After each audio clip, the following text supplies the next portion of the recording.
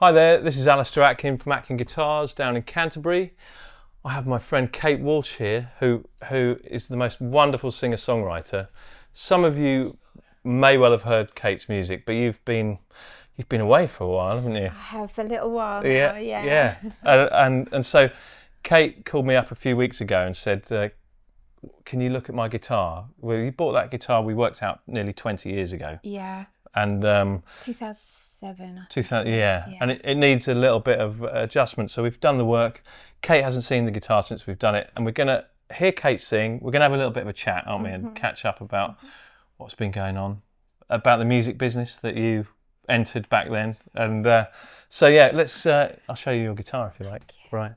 Can't wait. Well, yeah. This is number 75. So we're at 3,800.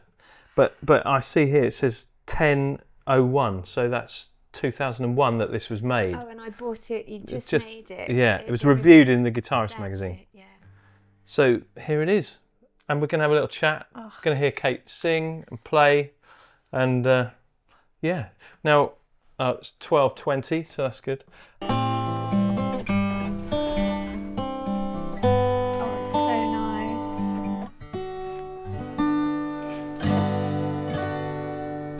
Happy?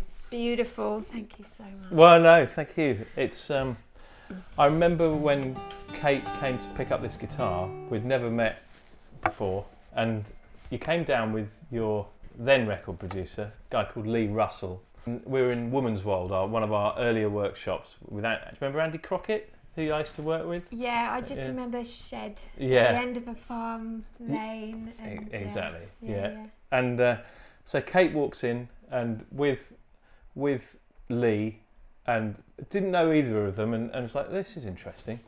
And you came in, tried the guitar out, played. You didn't play a lot. You probably played a bit like you did there, and said, oh, I love it, I'll have it. Yeah. And then you left a CD with us, and you bought the guitar and left. And me and Andy were in the workshop. I had the CD. I was like, did it have stickers on it? no, it's just written on like album? no, it's just like a demo or like I think it had 3 tracks on it, and we listened to it and it was like we were a bit worried about listening to it because we thought, I wonder what this is going to be like, and both of us were blown away. It was like, oh my god, this is incredible. And and here we are now, and that was nearly 20 odd years ago. Well, I think I was 18. Really? Yeah. Something 18, 19 maybe, yeah. And this is a bit of an exclusive, isn't it? Because you've been out of the music industry for how long? 13 years. 13 years. Yeah. And when you started, you actually sort of rose to a couple of years it took, did it, to sort of start? Well, there's more to this, isn't there? When I look back, it's bizarre because I was actually signed by the publishers and the management before I'd even done a gig. Right. And Ezio and Booger gave me my first gig at the Cambridge Junction. Yes. Is it the Junction? Yeah, the Junction, yeah. And I was terrified. I was sitting on this little chair. Had you ever done a gig before that moment? No, I'd played in front of a few people in people's living rooms or at a music youth workshop thing. So it's like 1,000 people or so at the Junction, is it? Yeah. Maybe more. And it was a small room actually. Oh, was it? There's two. There's are the they? I've never been there, but I've heard of it. Yeah. Oh no, maybe it wasn't at the Junction. No, it was at the in a pub. There was a back room of a pub. Right. I think it was about 150 people crammed in Yeah. this room. It was so intimate. It was people standing 2 foot away from me, all crammed in because they were dying to see Ezio. Yeah. And I just played this set. I just kind of had this out of body experience. It just all came out. Yeah, and then that was the beginning, really. So who got you the publishing deal? I don't even remember. It's so long ago. Yeah. Me and Lee Russell, he was helping me a lot, kind of figure out how we were going to do this. I definitely needed help and support because I was so young. and I signed with Kitchenware Records in Newcastle, and he was also my manager. They introduced me to Paul at Warner Chappell, and so I had this publishing deal and this record deal and this management contract, and I'd done like 5 gigs or something by then. It was I mean, when that starts happening, that's pretty wild, isn't it? Were you excited? I felt like I was on a bit of a conveyor belt, to be honest. It just kind of happened to me, and it was sort of point and shoot. And okay, well, I'll do this. I was going to go to university and study composition. Right. I always wanted to do music. And so I deferred my entry just to kind of see what happens. Yeah. And in that year, I got the publishing deal and the record deal, and just decided to give it a go. And, you know, Off it went. Off it went, yeah, without really stopping to think. So I guess fast forward that, 13 years ago from now, because of the nature of my music, very, very personal, it takes its toll on somebody to sing so deeply and so personally over and over and over and over again. And I just kind of had this realization that I was just never getting over the past, constantly living in the past. And I just knew that the life I was living then was not the life I wanted to live. I had this massive moment of clarity actually on stage at the Bristol Louisiana. Really? Yeah, and I just broke down mid-song. And it is a really sad song called As He Pleases, which is basically like, do what you want with me. I'm yours, kind of really self-depreciating, really young, I guess, really, in my outlook on life, and jaded. And I just had this massive moment of clarity that I was never going to be happy if I kept doing this. And I just stopped halfway through, and the audience, it took a while to sort of cotton on. I think they thought I was laughing, and then I was crying, and then all this whispering around the room, like, no, she really is crying. Wow. Because tiny room, maybe, I don't know if there's like 70 people crammed into a space like this size, and I just had to say, I can't do this anymore, and I stopped. I walked off stage. Was that a headline gig as well? Yeah. So I'm actually really looking forward to going back to the Louisiana just to say. Have you got that booked? No. But I will. So I'm in the process of booking again. So obviously, fast forward, 13 years, I've done a lot of soul searching. Yeah. There was a time, even maybe 4-5 years ago, no, even less, a year ago, I'd totally given up on music. And I felt a lot of peace around it because I teach music, and that's kind of what kept me tethered to this world really loosely over the last, decade or so. But I never thought I would write songs again. I never dreamed I would ever want to go on stage again, because I only knew how to write a certain way, and all I knew to write was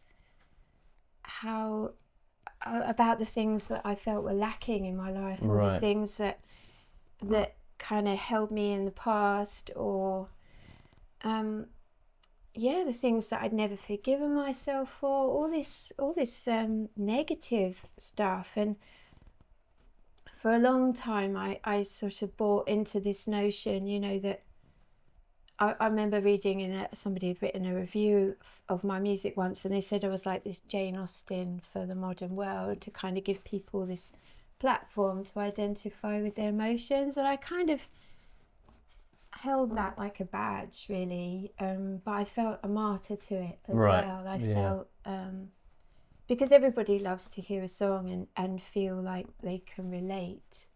Well, that's why your music did so well, isn't it? Yeah. It was a big part of what connected with people, and I think, and for male and female, I think we would all listen to it and be like, wow, and at a certain age, you really do connect with that sort of world, don't you? Yeah. And so it kind of it is popular. But if you're the one having to Exactly live it, that's something else, really. Yeah, and I think, you know, when this music comes into our lives that resonates with us through a difficult time, we have the freedom and the choice to listen, to experience, to wallow for a time, and then we heal and we move on and we find new music that kind of resonates with where we are now. But I never got that choice. Nobody imposed that on me, but I just kept singing these songs about this old broken heart, and you know, the new audience would come up who are experiencing their broken hearts, and I'm still singing about the same one. And I just got to this point. I just don't want to live like that anymore. So that's a massive thing to do, isn't it? When you're in that situation, and then you've had this realization, and then you're out. Yeah. And so let's skip back though. Yeah. Because there's a lot more to this, really, that I remember. And so the first album that I remember, the one that I heard all those years ago, was an album that you were never happy with anyway, or it got released, did it? Or yeah, there was a lot of. I was very young, so I didn't really know how to speak for myself. I didn't even really know what I wanted. I didn't know what I didn't want, and I was kind of at the mercy of these people in authority, you know, that I'd collected around me. I'm sure had my best intentions at heart, but it just didn't work. I felt a bit lost. I'd moved up to Newcastle and I just felt lost and directionless, and moved south and went to BIM, which was the beginning of everything. BIM, Brighton Institute of Modern Music, and did a songwriting course and met my manager off the back of that, and then it just skyrocketed from there. So then I remember Tim. So Tim's House, is that your best-selling album? Yeah. Is it? Yeah. So that's your second album. Yes. Yeah. And what's Tim's surname? I can't remember. Bidwell. Tim Bidwell. So how did you meet Tim? So I started looking for a little label in Brighton, just trying to do some really lo-fi recording, and it wasn't Catskills Records, but it was maybe it was Catskills, or an offshoot of Catskills, headed by Fink, the singer-songwriter. Oh, right, yeah. He wasn't doing that back then, and Tim was kind of the guy who was gonna do the recording, and me and Tim just hit it off straight away. I decided to not sign with that record deal because the whole DIY approach to releasing music was just coming up, and me and my manager decided we could do it between us. Yeah. So we set up Blueberry Pie Records, and I recorded this album really cheaply as possible, basically. Which is the beauty of the album, isn't it? Yeah. Because it was all recorded in... Was it all recorded in Tim's house? Yes.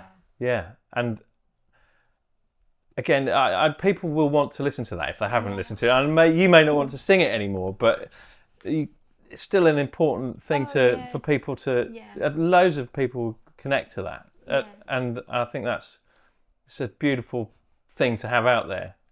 But I mean, and your songwriting seemed to really just take off into your own voice at that point. Yeah, I was a little bit older. I definitely had some life experiences by then. Yeah. I lived in London for a while, and I had collected a certain amount of pain that just exploded in this record, and it felt good. It felt good to be able to release it in that way, and Tim, it was just so gentle in the holding of the music. He just got it. We had this same vision without really knowing the vision that we had. It just was recorded so organically, and yeah, I was so proud of the record. I am now. Good. Yeah. Because I mean, so the big track was your song, Yeah. which went on to be on US TV shows and and Angus Thong's Perfect Snogging, that movie. Right. It's it really resonated with a lot of people, which is like wonderful. It's I mean, I remember, I think YouTube was in its infancy then, and there'd be all these young American girls singing their versions of that song. And it was was it number one on the Apple charts or something? Or the album was, we knocked take that. I remember. Spot, yeah. so again, you're the first. What was unsigned, first unsigned artist to get to number one on iTunes. Kate Walsh. That's pretty wild, isn't it? Yeah, it was a big deal. I remember like the texts going round about, look, this has happened. And it's really, is that a real thing? What is that? You know, we didn't know much about it back then. And do you think Take That were like, bloody Kate Walsh? I think they probably just released their next one and knocked whoever else off. Yeah. But so that song took you around the world, really, didn't it? Yes. Yeah, did some amazing things, had some amazing opportunities. Tour of America, Glastonbury, loads of festivals. Those are really wonderful Kate Walsh tours as well. But again, you know, just collecting this sorrow building in me. You know, I used to sort of label myself as a professional wallower because that was my job. I was doing it well, and people were really resonating. I was doing a good job of really wallowing, because you can't sing that sort of song with a smile on your face. You have to go there every time, and I found it very easy to do that as well. Yeah, I think there is a certain age that you kind of do that incredibly well. That's why a lot of people write some of their seminal stuff when they're young, don't they? Yeah. And like the stuff that sort of, you know, people are still listening to some of the, you know, Both Sides Now from Joni Mitchell. I mean, how did she? I remember us all listening to that at the time, and Rufus Wainwright and all this incredible stuff that was, you know. Do you find yourself listening to that sort of music? Never. The other people's? No, done with it. Never. I've grown up so much, and I can say I'm probably the happiest I've ever been. Well done. Yeah. I didn't know what happiness was, and it's not some fireworks experience. It's just a deep kind of sense of contentment and purpose, that because the music I'm writing now, I just comes from another place. Brilliant. Yeah, and it just fills me up every time I sing it, rather than empties me, depletes me, because that's how I used to feel when I got off stage. But before, I would just feel exhausted. I never had this feeling of not wanting to get off stage, or I would sort of dread the encore, knowing that it was coming, because I was just done. It taken all of me to pour my heart out in that way. And you're kind of sitting on the therapist's sofa every night, aren't you? Kind of without anyone really resolving anything. Yeah. And that's it. There was no resolution. It was an outpouring of public therapy. But that kind of moment where the therapist goes, "Oh, so that's time now. You know, I'll see you next week," and you're like, "Oh, okay," and you're just left with this, you know. Pick yourself up and deal with it. Yeah, and do it again. Yeah. So now I sing these songs and I feel full, and I just want to share them, and I just never remember feeling like that. Oh, that's amazing. So Tim's House came out, and I remember what was the next album called? Light and Dark. Was that the one that had Turing Breaks on it? Yes. Yeah, and which is a beautiful album as well. Yeah. How many more albums did you do before you walked away from it? There were So five in total. Five in total. Yeah. So it's a lot of albums, isn't it? Yeah. And when you decide to give up, you've got to tell your manager. What's he say about that when you? I don't think he was surprised. Right. Yeah. I think the music industry, you know, when I first started, it was such a different place to what it is now. Social media was, you know, I was doing MySpace back when this started, and there wasn't the emphasis on the artist to be more than just an artist, a creator of music. Whereas towards the end of my career, it was people were having to, you know, make videos about what they enjoyed for breakfast, and it just wasn't in my world to be interested in sharing that kind of information. I didn't want to know what anyone else had for breakfast. Especially as you only like porridge. It wasn't going to be very with honey on. It's not. I only eat porridge. Yeah. Yeah.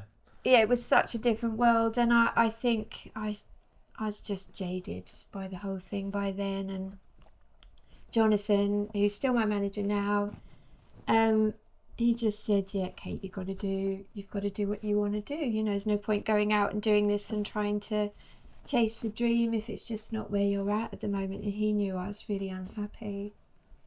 And after that gig at the Louisiana, I had one more gig. I had my Brighton gig at the end of the tour. And I remember being really happy on stage for one of the first times because I felt this like letting go of, oh, you know, I'm out of here. Yeah, I don't have to do this again. Yeah. And then, really bizarrely, nothing was mentioned. Like, I didn't talk about not doing it anymore. The guitars went in the boxes under the bed, and the lid came down on the piano.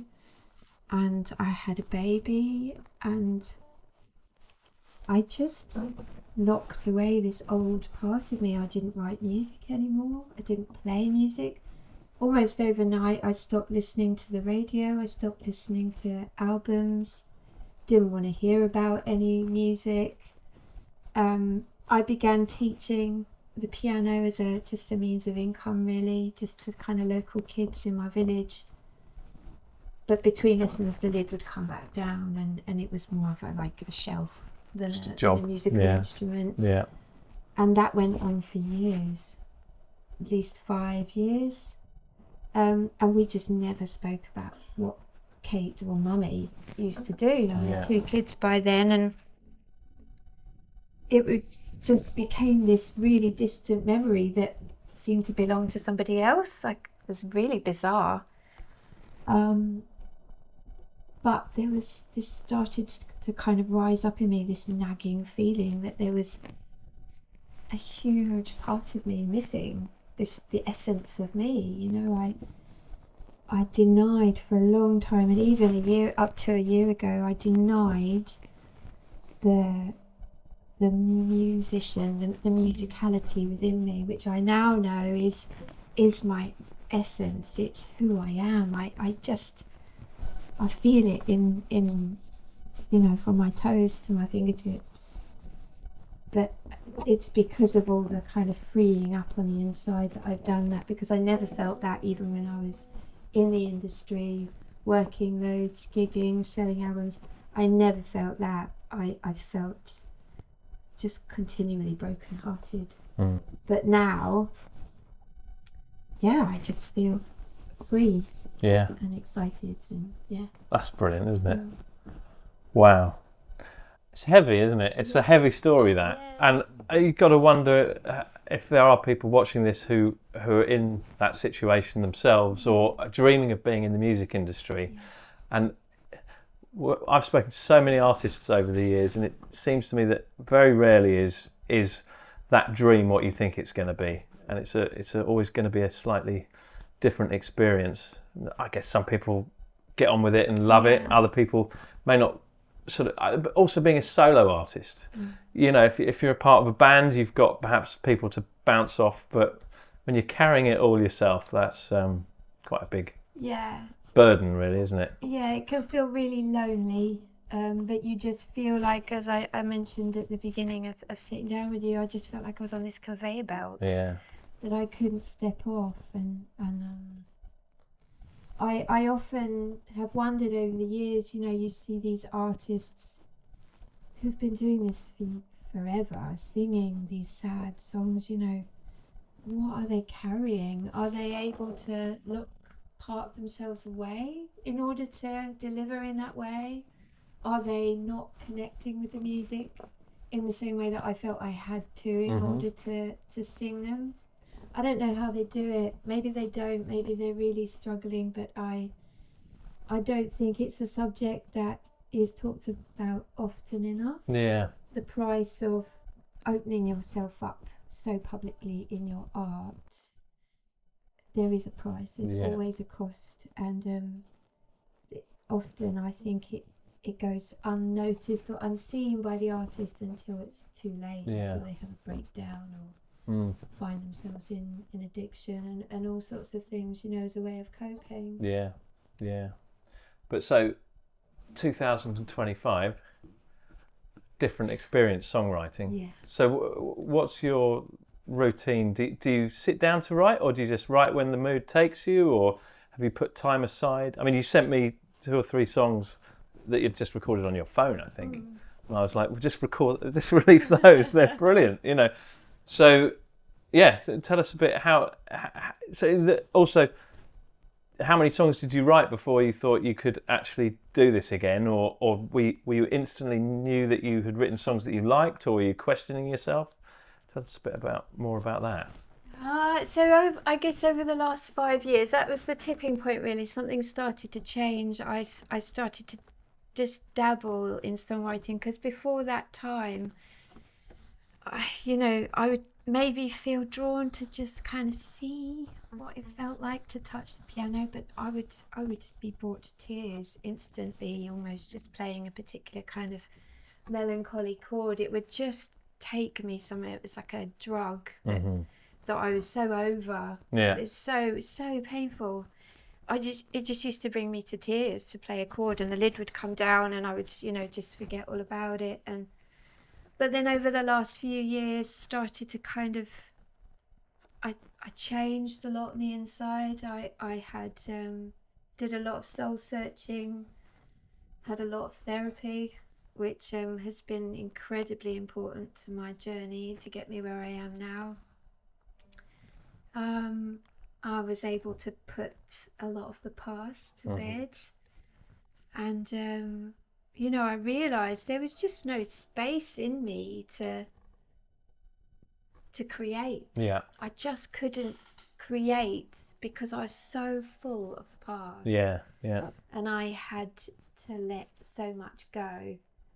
I started to dabble in these songs, and I wrote some incredible songs that just seemed to come from a new part of me. They were about me and just me for the first time. They weren't about some guy, something that happened to It was about God, what is going on inside of me? Where have I been? How did this happen? How did I end up here?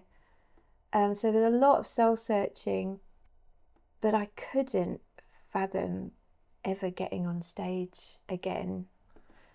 And then over the next few years, I kind of seesawed in and out, thinking, no, I can do it. And I'd phone my manager up and say, I'm going to do that. I want to do it again. He'd go, okay, all right then. So let's chat next week. And by the following week, I'd go, no. I don't want to shut it down again. And then another 6 months later. So it was definitely some stirring. And then a year ago, I thought, right, that's it. I've let go. I've made complete peace with not wanting to play anymore, not wanting to get on stage. I can let this go.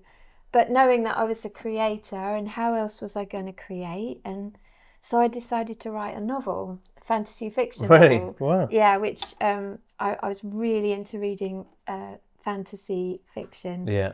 While I wasn't writing songs. And I sat down for a few months, bought all the books on how to write a novel, listened to all the podcasts, and I started to hear these people on the podcast talk about how they just lost themselves in their writing, and I just thought, I just don't really feel like that. I could definitely write an eloquent piece of fiction, but it didn't come, I knew it didn't come from the same place that my songs did. And I started to think, well, that's how I used to write songwriting. But I'd let it go at that point. And then I don't know what happened, but all of a sudden I just woke up one morning and felt different about everything. I just felt it was like this little sprinkle of, divine intervention, I think, now, because of the way I feel. I think it was, I had to let go. I had to fully let go with absolute peace in order for the real me to come through. And then I've just not stopped writing. I picked up the guitar, wrote all these songs. I'm